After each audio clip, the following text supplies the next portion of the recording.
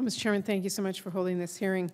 You know, it was just last week that we heard about the current state of VA healthcare and the department's efforts to address the many challenges before it. And so I wanted to just start by taking a moment to thank Acting Secretary Gibson, who stepped up during this crisis and took immediate action to help increase transparency around the wait times and planned an external audit of VHA's scheduling practices and began the procurement of a modern scheduling system.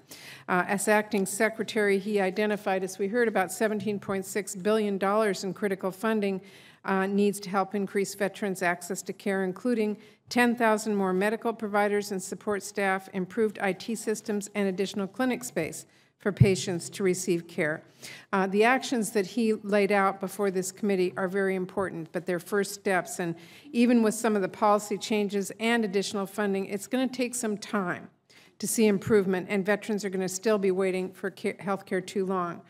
And as we know, the department's ability to carry out its mission is going to remain hampered as long as there's a number of key leadership vacancies that are unfilled.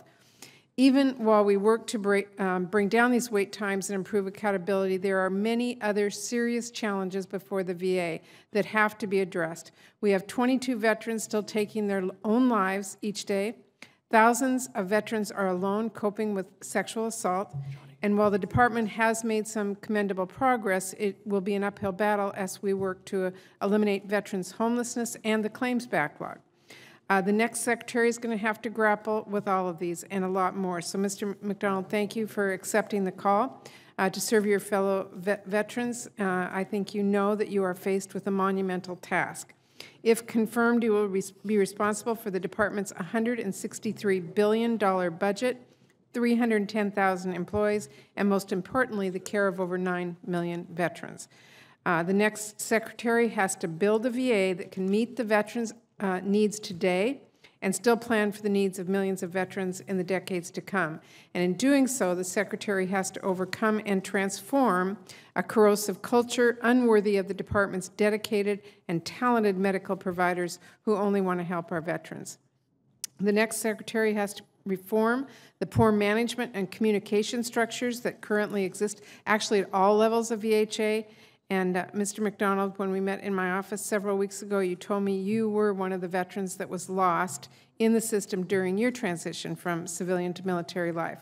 So I trust that you understand what a critical moment this is for the VA and why we have to fix many of these systemic and cultural challenges.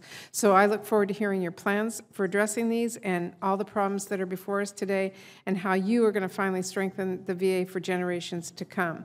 We all know that our men and women in uniform have earned a VA that provides high-quality benefits and services when and where they need them. So thank you very much for answering the call. And Mr. Chairman, thank you for having this hearing and moving this nomination forward.